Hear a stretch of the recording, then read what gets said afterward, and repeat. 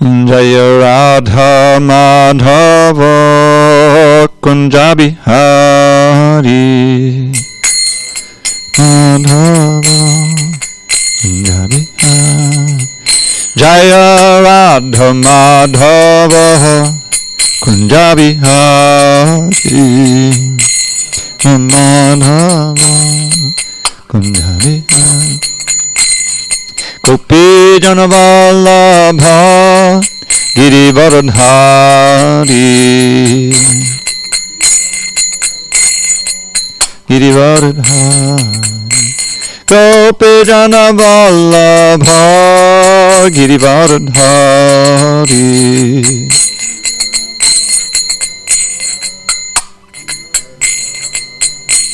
Yashodanandana Prajajana Ranjana Yashodanandana Prajajana Ranjana Yamuna Tira Vanachari Yamuna Tira Vanachari Jaya Radha Madhava Kunja Bihari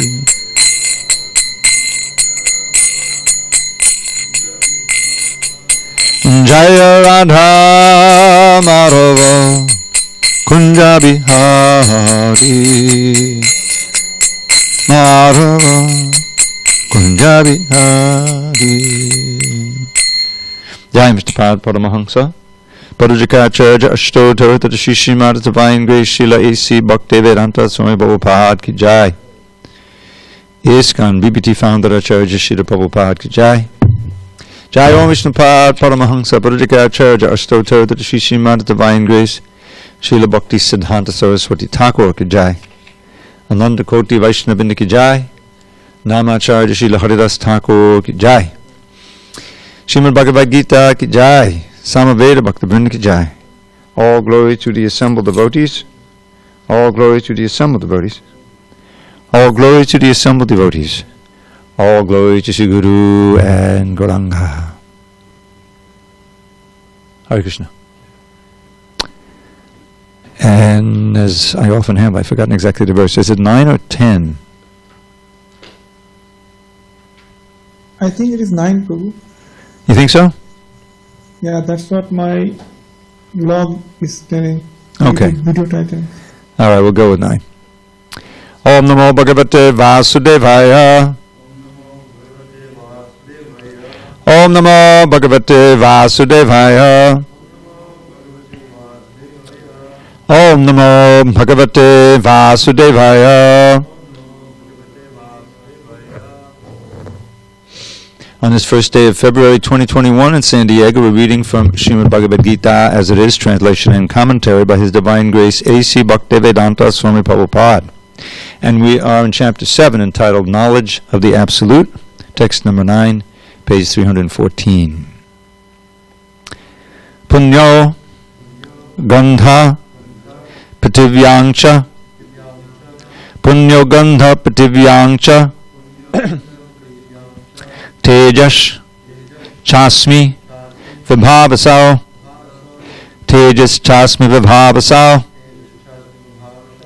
Jivanam Sarvabhuteshu Jivanam Sarvabhuteshu Tapas Chasmi Tapasvishu Tapas Chasmi Tapasvishu Punyogandha Pativyangcha Tejas Chasmi Vibhavasao Jivanam Sarvabhuteshu Tapas Chasmi Tapasvishu Punyogandha Pativyangcha Tejas Chasmi Vibhavasao Jivanam Sarvabhuteshu Tapas Chasmi Tapasvishu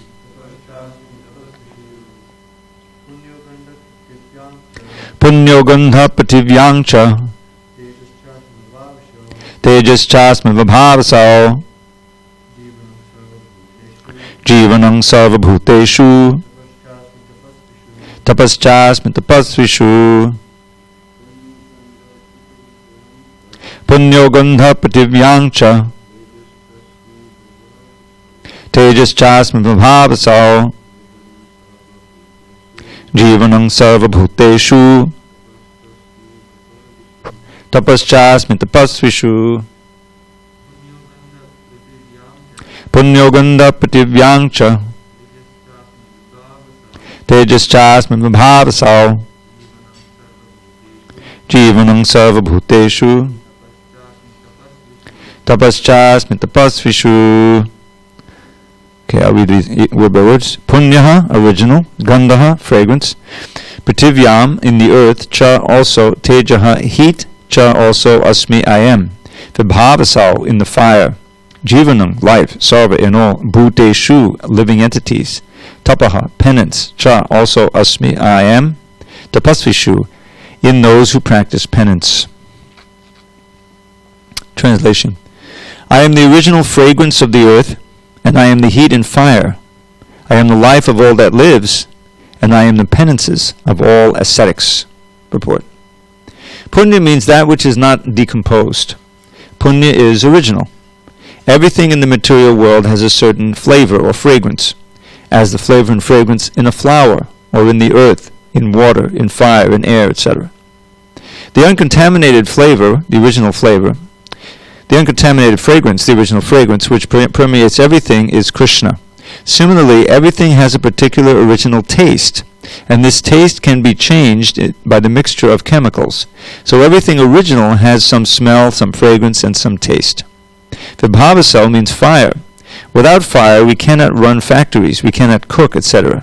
And that fire is Krishna. The heat in the fire is Krishna.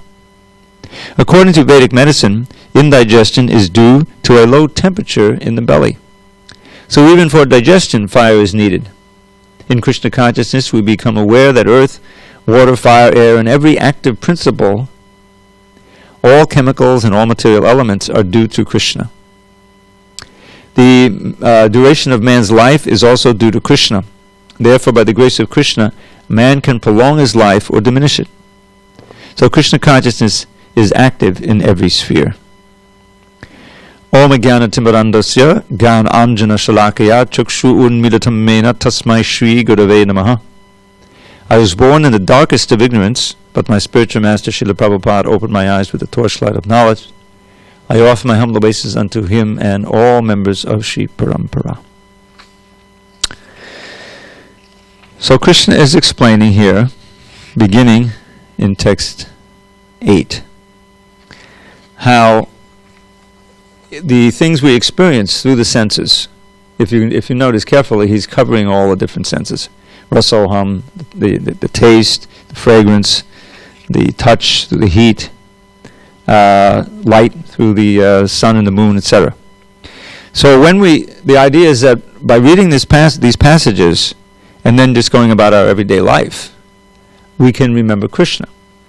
We can, when the sun comes up, you say, oh, Krishna says he's the light of the sun. This is an aspect of Krishna's energy. When we taste water, or as Prabhupada says, any liquid, we can remember, oh, Krishna says, I am the taste, like that. So this is a way, if in the larger context of the Bhagavad Gita, the last chapter was all about meditation, dhyana yoga. Krishna even gave a little outline of Ashtanga yoga and gave rules and regulations. And he made very clear that it's all has to do with the mind and controlling the mind. The mind can be the best friend or the worst enemy. So he gave Arjuna these instructions, and as you may recall, Arjuna said, oh, I can't do that. Chanchalam himana Krishna pramati balavadridham tasyaham nivgraham manye vairi visaduskaram. That the mind is very restless. You may have noticed. The mind goes here and there. And is very, very obstinate, very powerful. To control it is like trying to control the wind. We had some pretty powerful winds the other day. No one can control it. It was blowing things over here and there. And wind can get much stronger than that. So, Then in the latter part of the chapter, Arjun was a little discouraged, and Krishna encouraged him, no, don't worry about it. You can do it with practice and with detachment. And Arjun said, well, what if I fail? I've given up everything. I've gone to the mountains, and I'm sitting, and now I failed at that because it's just too hard, but I've already given up my other life, so I'm like nowhere. I have no standing anywhere. Riven cloud. So Krishna says, no, don't worry. Whatever you achieve in this lifetime, it will go into your next life. One who does good is never overcome by evil. You remember that line? It's a nice phrase. So it's cumulative. And if you really make some good advancement, you'll be born in a family of yogis or devotees, which is the best birth you can get. So you can imagine Arjun said, okay, So at the very end of the verse, at the very end of the chapter, Krishna says, don't worry. This mudra, Radharani's mudra. No worries. Abhaya Dana, that's the name for it. Giving fearlessness. Yoginam abhisarvesham vadgatena antaratmana. Shraddhavan bhajateyo mam samayaktatamo matha. Of all the yogis, the yogi is the best, who is always thinking of me within the heart, wishing me with great transcendental faith. He's the best of all. So Arjun you can imagine him breathing a big sigh of relief. Well, I'm already always thinking of you. You're my best friend. I love you. Like that. So. But it's true. The principles of yoga that Krishna outlined in the previous chapter, they are not alien to Bhakti Yoga. It's just that through Bhakti Yoga, it's feasible for us to do them, especially in this age, even without all the strictures of the Ashtanga Yoga. And so, therefore, Krishna begins this chapter with this verse about controlling the mind, fixing the mind on Him. Maya sakta mana, parta yogam yunjan varashya, asankshayang samagramam yata gyasati tachunu. Hear me now, Shinu. And Prabhupada focuses on this word and gives this whole quote from the second chapter, first canto. But he says, he adds this word, very important word, because it's for us as bhaktas, asakta. Now I'm going to show you how your mind can naturally be attracted to me. Now, we've all had experience. If you encounter something very attractive, it's not an austerity to control the mind. The mind is attracted, it becomes easily absorbed. Right? Something on your sense gratification or something. So the mind can become absorbed when it finds something attractive. So, Krishna is all attractive. We simply have to follow that process by which the mind can be attracted to Krishna. Then we don't have to be wrestling with the wind, the hurricane-like mind and failing, because the mind will be attractive and Krishna is all attractive. So and it begins where we're at. This is the difference. Yoga, the Ashtanga Yoga, doesn't begin where they're at. You got to do A, B, C, and D. You got to leave home, no sex at all, forget about it. Go alone, go to the sacred place, sit on this kind of seat, sit like this. If you don't do any one of those things, you're not going to make it. Very strict. But here he's saying, look, you're living in this world, you're seeing the light of the sun, you're drinking water, you're smelling various fragrances. Know that that's me. That is my energy. Because in the previous verses to this, what did he say? He said, here's how I'm spread throughout the world. I'm present everywhere. You just can't see me. Bhoomer, Apo, Onano, Vayu, Kung, Mano, Buddha, Devacha. When do we not encounter these things? We're living with them. We're within them. Earth, water, fire, air, ether, mind, intelligence, and ego. This is what we make up. So, and our interactions with them, that produces the taste and water, the light of the sun, and so forth. So, if we remember these verses, then we'll always be Krishna conscious. Because whenever we interact with those things, we'll remember, oh, this is Krishna, this is the fragrance, da, da, da, da. But the problem is that the false ego leads us to try to exploit these things. We don't want to remember some controller of all the energy. We want to think that we're the controller and we're the enjoyer. So that false ego, that enjoying mood, is why we're here in the first place.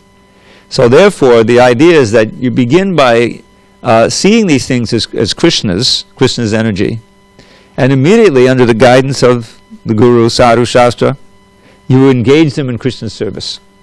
That's the key. Sound. There's 100 trillion different sounds we can hear, but if we, under guidance, this is the sound we're going to hear. Hare Krishna, Bhagavad Gita, Shastra, absorb ourselves in that, because we know that will purify our consciousness, purify our intelligence, and will become Krishna conscious. So that's this is the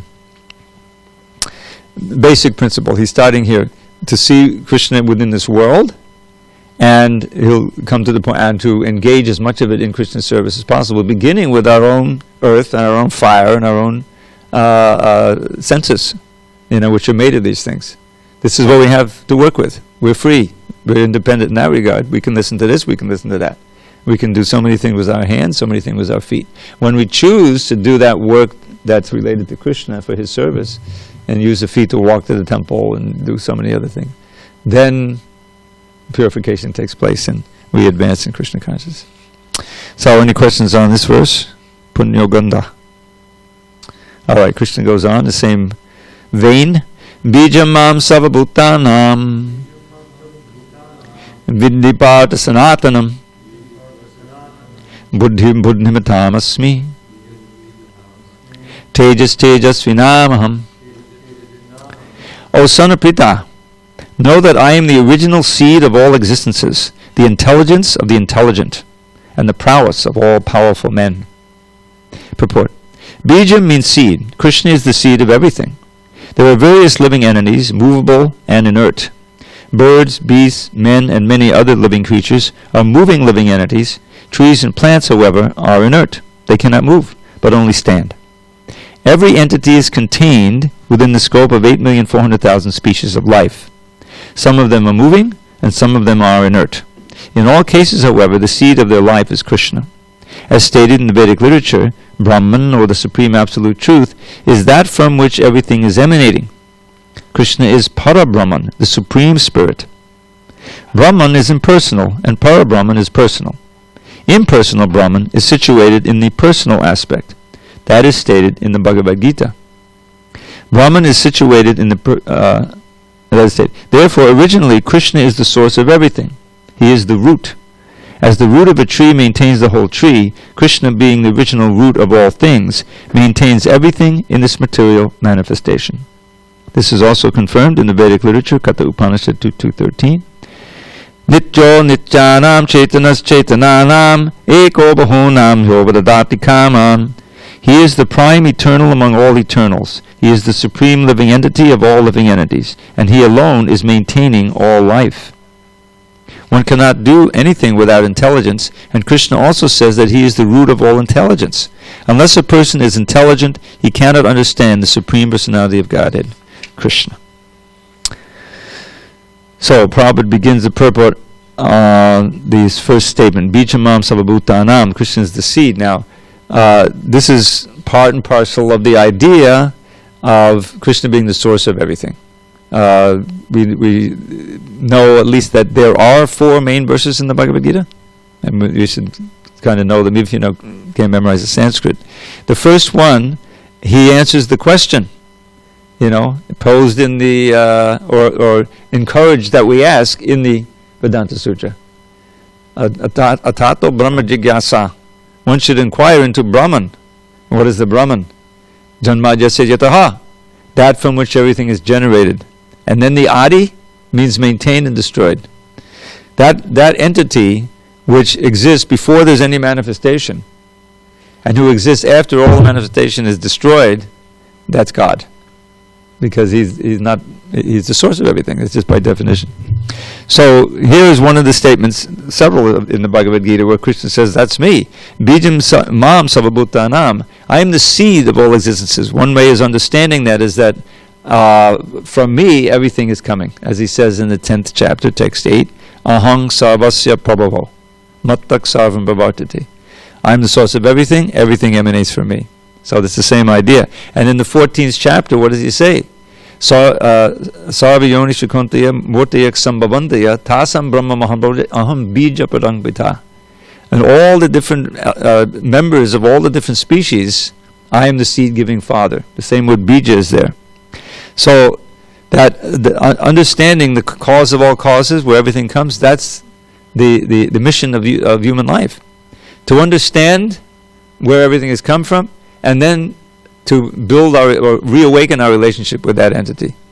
And the first thing you understand in Krishna consciousness, that is a person. It's not some impersonal source. And it makes perfect sense. You read the Ishopanishad, and in the invocation, the Om Purnamadak Purnamidam, the first verse is called the invocation. And Prabhupada makes the point, very logically, that we're looking at a series of causes and effects. This is one way of looking at existence. We're also an effect. We can say, okay, our parents are a cause, one of the main causes, but there also, our bodies are composed of all these material items we're just reading about here. That's another kind of cause, material cause. So we're an effect. And you go back through our causes, those causes are also effects of a previous cause. Back. And you get to the uncaused cause, that's God. That was Thomas Aquinas' theology, his philosophy. He came to that conclusion, which is very logical. So, the point is made in that first purport of the Ishopanishad that the effects cannot have something that the cause doesn't have. Everything that's in the effects is there in the cause, and often more in the cause. In other words, we're like Krishna in many ways. Prabhupada's, what is it in the Bible? We're made in the image of God, right? So we're persons. We have form. We have desires. We have activities. We have relationship, love. All of that must be in the cause. Otherwise, where'd it come from? Even the whole Adi Ras, Madhurya Ras, conjugal Ras, that's so prominent everywhere. It must be there in the original. But the difference is in the quality. In Krishna, everything is auspicious. Everything is wholesome. Nothing is degrading. But here, when we try to imitate him, then we become degraded. That's our disease. So, understanding Krishna is the source of everything. Vidhi Partha Sanatanam, eternal seed. And I'm the intelligence of the intelligent. Is that what he says here? Intelligence of the intelligent. Yeah. So this intelligence idea keeps coming up again and again, right? Because when you think about it, that's what we're trying to apply here. In other words, if you do it without intelligence, it becomes what you call niyamagraha.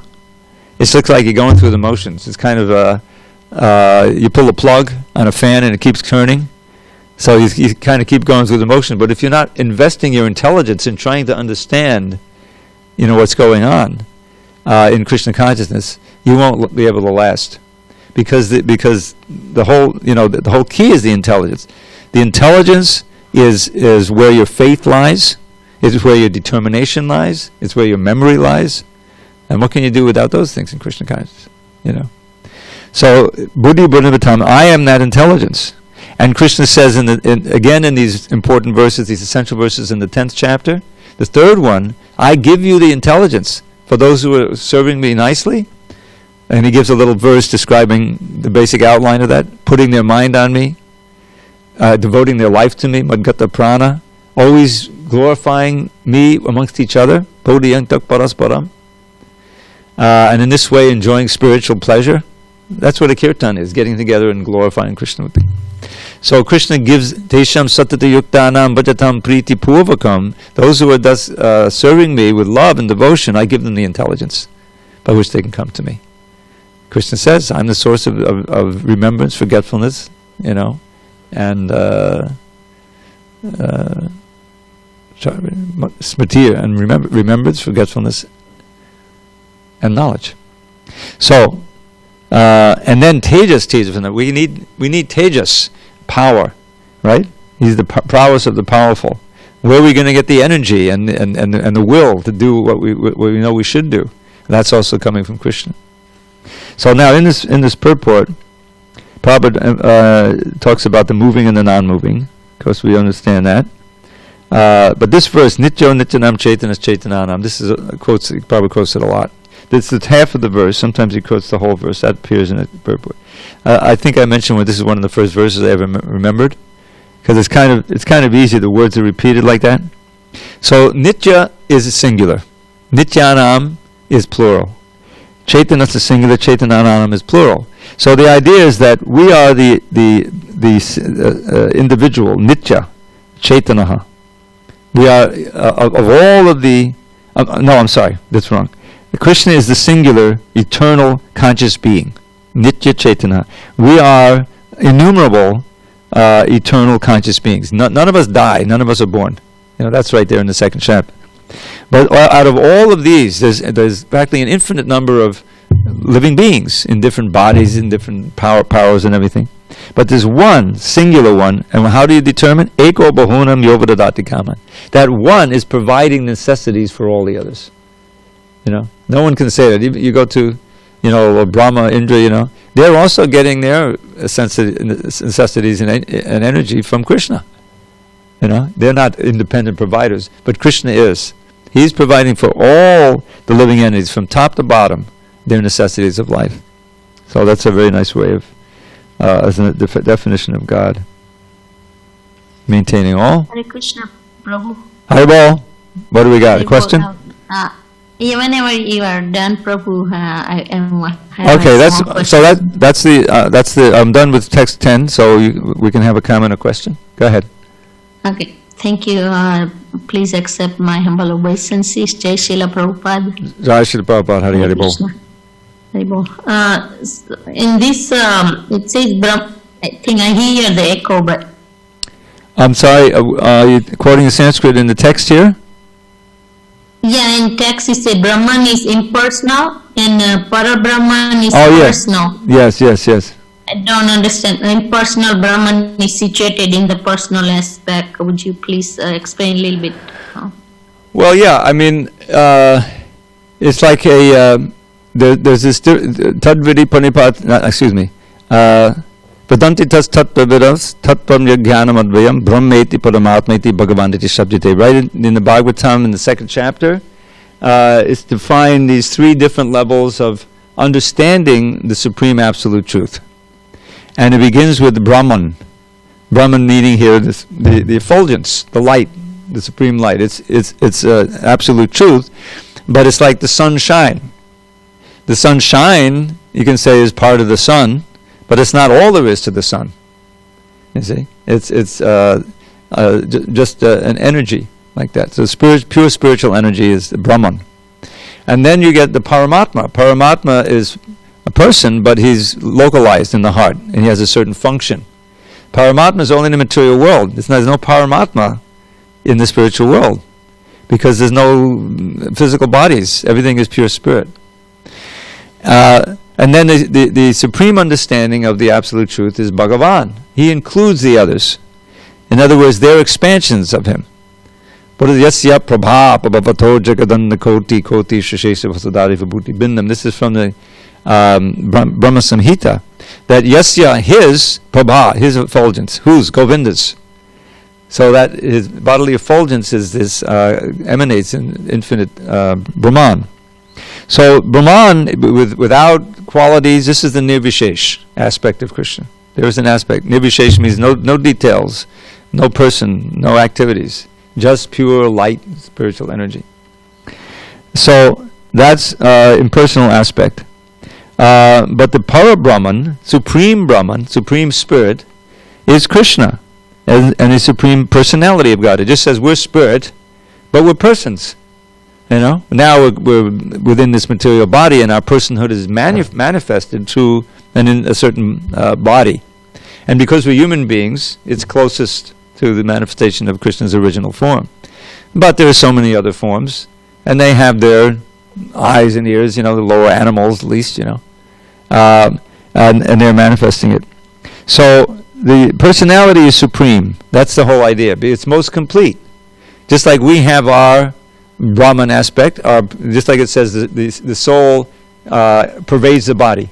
Right? Avinashita tadvidiyena sarvamidam. That tatam means pervading. We don't pervade the universe, we pervade our little body.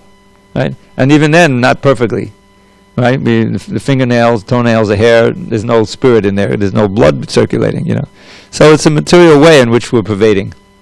But it's and we have our localized aspect in the heart, and we have our personality too.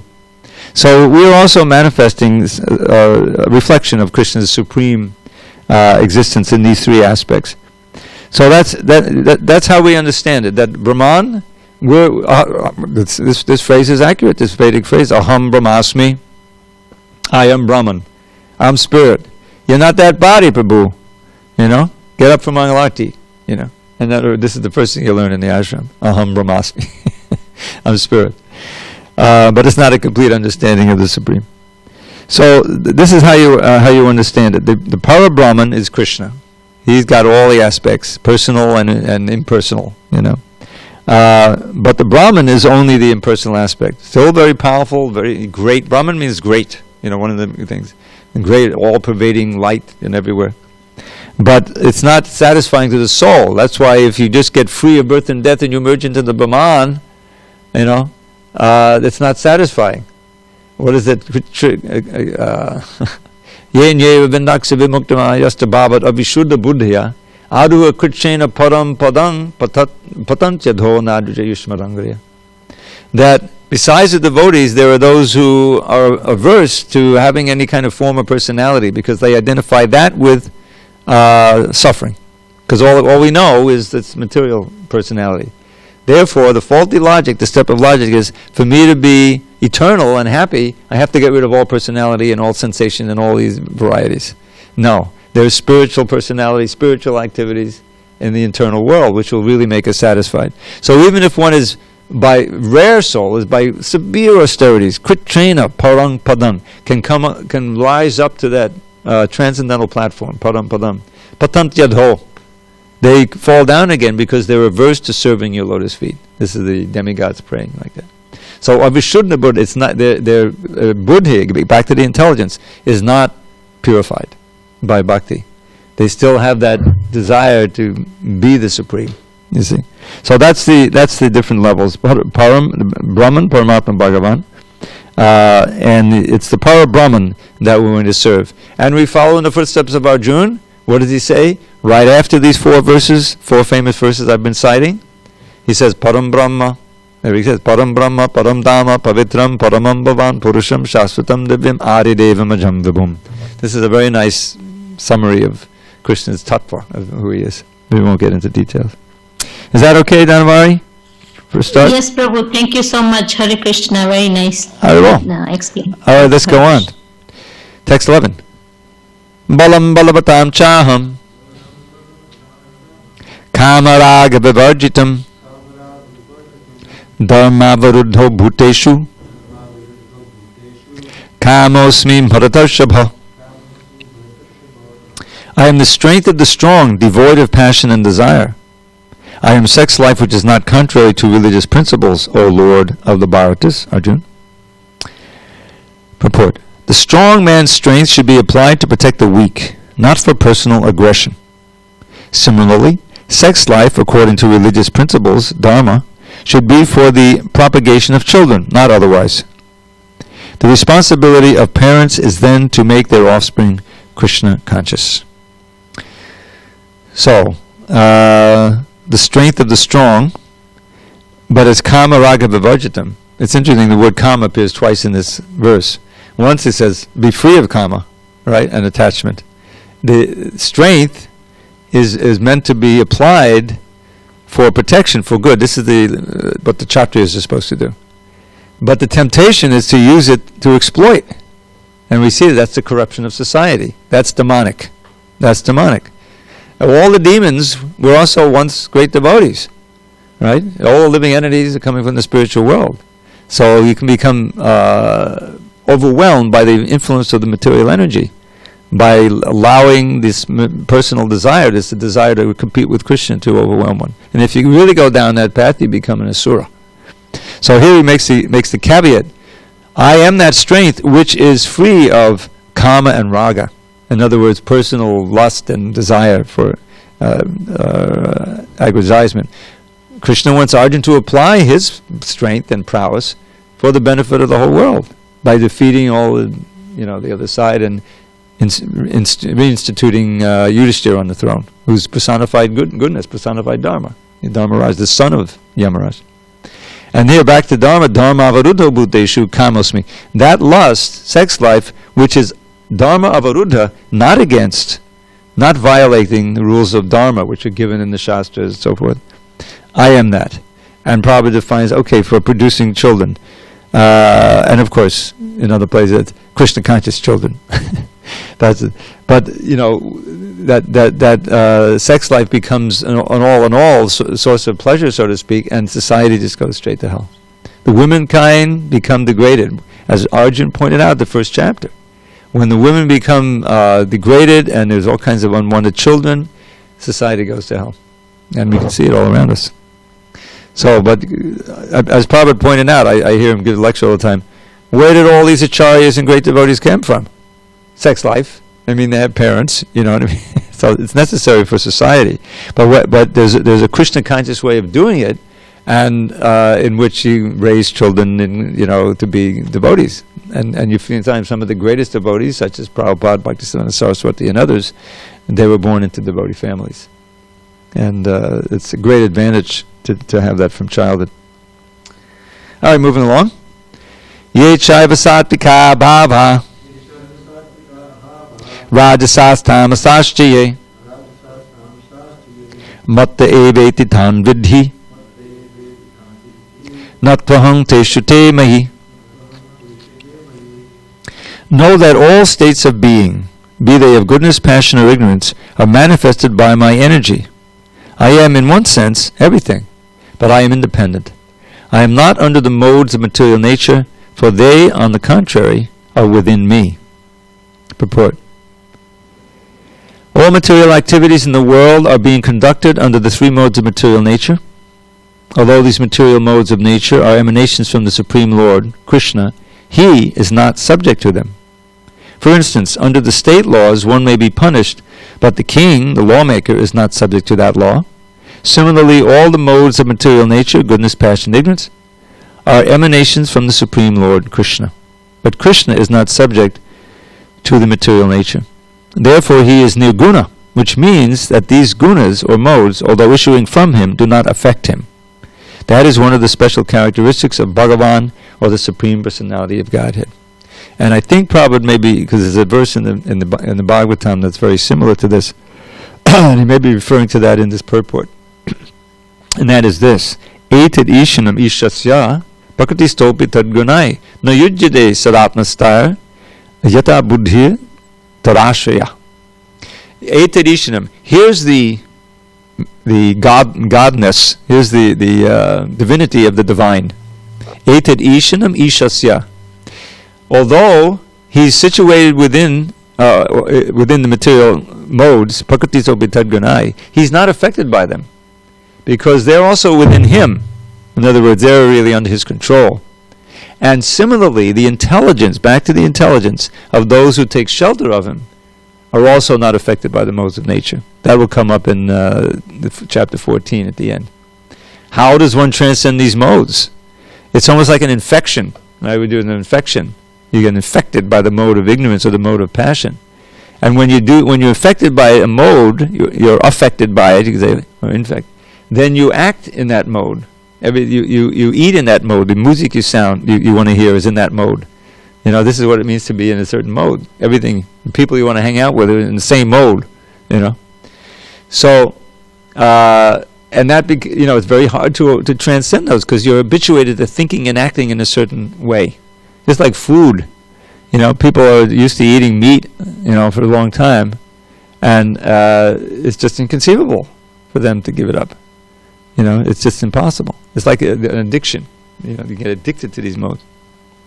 So, but here in 14th chapter and in this verse from Bhagavatam, it says those who have taken shelter of Krishna, meaning with their thoughts, their mind, their words, everything, they also transcend these modes. They're not affected by them.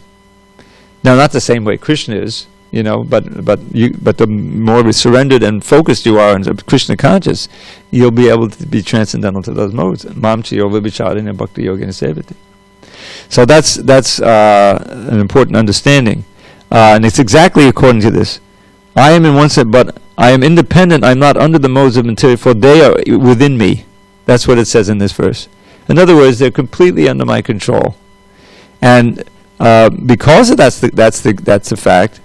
Then 2 verses from now, text 14, one of the most important verses in the chapter, Daivi yesha gunamayi mama maya daratya.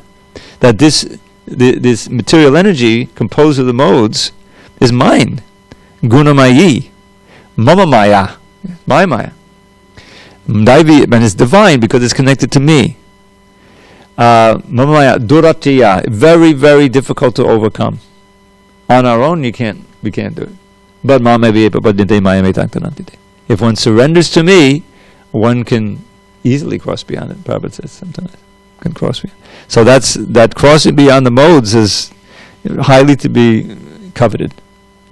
Then you can come to the point of peacefulness and genuine Krishna consciousness.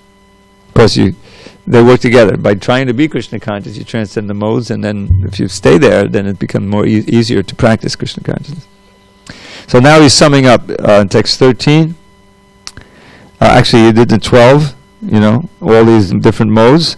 They're mine. They're within me, but I'm not within them. And now this verse 13 often quoted. Tribir gunamaya bhavar ebiksar midam jagat mohitam nabijanati mamebyak paramabhyam. Deluded by the three modes, goodness, passion, ignorance, the whole world does not know me, who am above the modes and inexhaustible. Purport: the whole world is enchanted by the three modes of material nature. Those who are bewildered by these three modes cannot understand that transcendental to this material nature is the Supreme Lord, Krishna. Every living entity under the influence of material nature has a particular type of body and a particular type of psychological and biological activities accordingly. There are 4 classes of men functioning in the 3 material modes of nature. Those who are purely in the mode of goodness are called Brahmins. Those who are purely in the mode of passion are called Kshatriyas. Those who are in the modes of both passion and ignorance are called Vaishyas, and those who are completely in ignorance are called Shudras, and those who are less than that are animals or animal life. However, these designations are not permanent. I may be either a Brahmin, Kshatriya, Vaishya, or whatever. In any case, this life is temporary. But although life is temporary and we do not know what we are going to be in the next life, by the spell of this illusory energy we consider ourselves in terms of this bodily conception of life, and we thus think that we are American, Indian, Russian, or Brahmin, Hindu, Muslim, etc. And if we become entangled with the modes of material nature, then we forget the Supreme Personality of Godhead, who is beyond all these modes. So Lord Krishna says that living entities deluded by these 3 modes of nature do not understand that beyond the material background is the Supreme Personality of Godhead. There are many different kinds of living entities, human beings, demigods, animals, etc. And each and every one of them is under the influence of material nature. And all of them have forgotten the transcendent personality of Godhead. Those who are in the modes of passion and ignorance, and even those who are in the mode of goodness, cannot go beyond the impersonal Brahman conception of the absolute truth. They are bewildered before the Supreme Lord in his personal feature, which possesses all beauty, all opulence, knowledge, strength, fame, and renunciation. When even those who are in goodness cannot understand, what hope is there for those in passion and ignorance? Krishna consciousness is transcendental to all these 3 modes of material nature, and those who are truly established in Krishna consciousness are actually liberated. So, Krishna has described how he's present everywhere in all of these different interactions of our consciousness with the environment, right? But we won't be able to remember them as soon as we are affected by the modes.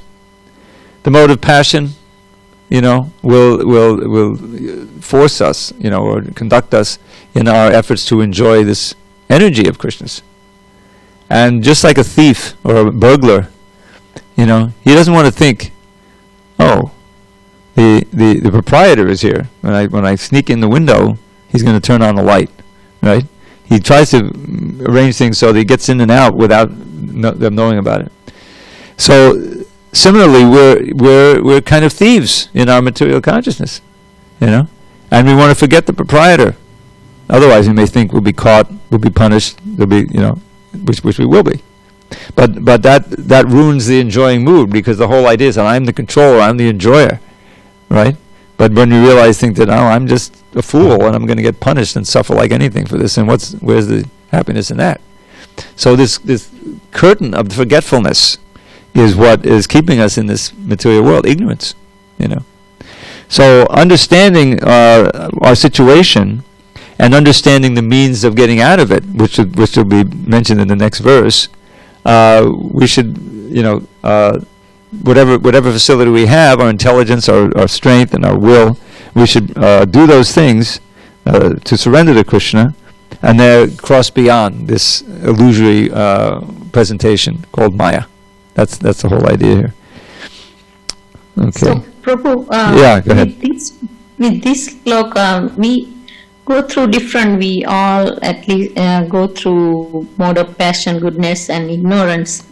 So should we try, sometimes one mode is more, it comes more in some other. Should we try to go in certain mode or should we not? Because we know sometimes that, okay, now I'm in mode of passion or goodness, but or ignorance. So that's natural, right? And what should we do about it? Anything we can do? Or? Yes, there's something we can do. If we simply try to increase our sadhana, perform our sadhana very strictly, and be introspective, and see those aspects of our life that are taking us away from Krishna, and work on those, and pray to Krishna to give up the attachment, and give up, and to become more Krishna conscious.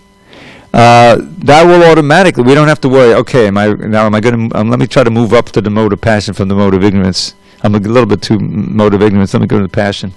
It doesn't work that way. If you just try to be Krishna conscious, then you'll automatically move toward the mode of goodness.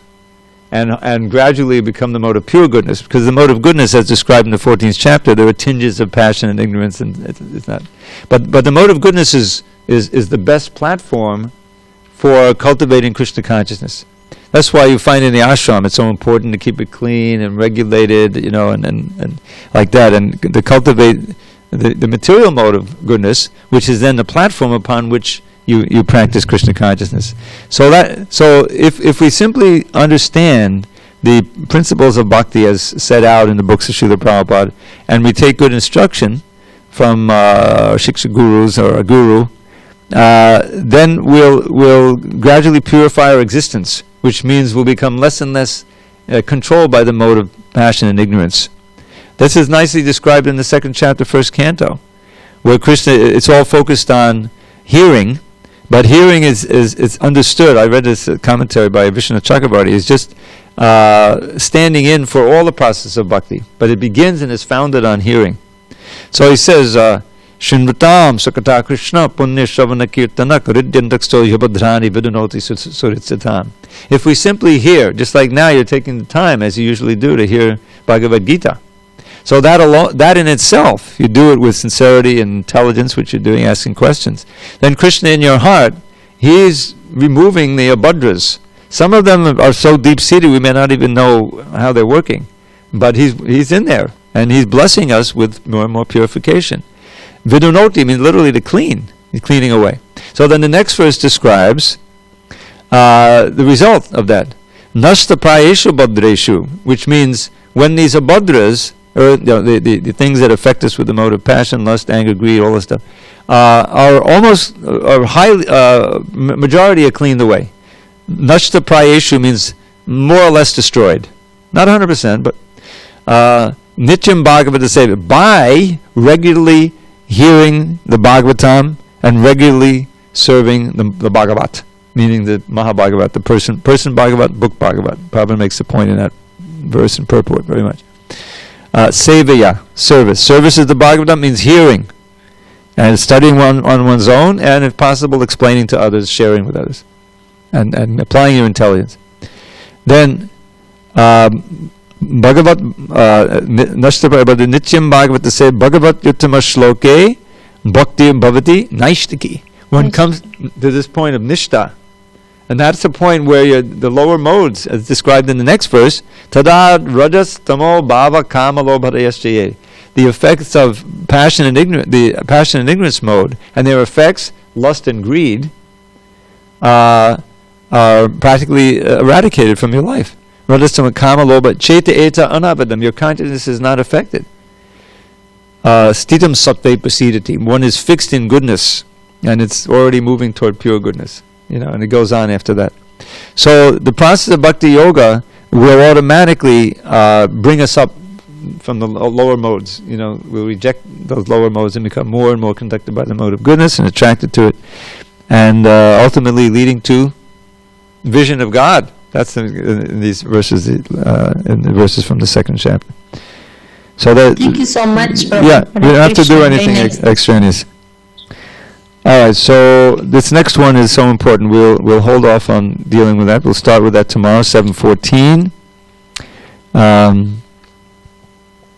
Yes, and so I will share a couple of shlokas with you today. This one is about the holy name. It's the first verse in the wonderful book called the Leela Chanda, which is a summary of Krishna's Vrindavan Leela by Rupa Goswami, in all kinds of wonderful, wonderful verses. So it begins with the glorification of the holy name. Jiya nama marare prema marandasya vimadadindam bhavadihida sopi svajadalam mukti muktaya. Oh, glories to the holy name of Krishna, Mura's foe. That name's a blooming lotus with ambrosia overflowing, the soothing balm of love of God to cure all pain and woe. Just a dim reflection of that name, means slightly glowing, is like a drop of purest rain that falls within an oyster's shell and brings about the pearl of liberation from this earthly hell. Hare Krishna. So now Queen Kunti. Tvaime nanni vishaya mati madapate sakrit vatamun mahataradha gange baughamadanvati. O Madhava, please ever fill my mind with thoughts of thee, not any other kind. As Ganges torrent flows into the sea, let all my love flow constantly to thee. And then 2 verses from the Shikshastra, and then I'll let you go. Nadanang najanang nasundaring kapitang bhajagadish kamaye mama janmani janmanishware bhavata bhaktida hoit kitvahi. Wealth and women, followers, the fruits of mundane piety, liberation from this world of limitless anxiety. For me, O Lord, these common goals have not the slightest worth. Let me serve you purely now and in each future birth. Ainannatanuja kinkaram patitam vishamem bhavam hudho kripaya tavapada pankaja chitadhuli sadrishang vichindaya. Your servant for eternity, I lost my true identity and fell into this horrid sea of birth and death, O Lord. O Nanda's son, please hear my plea. By your sweet grace, consider me a speck of dust upon your lotus feet forevermore. All glory to Srila Prabhupada. Hari Hari Bol. Thank you, Hare Krishna. Hari Bol, Bhagavad. Hello.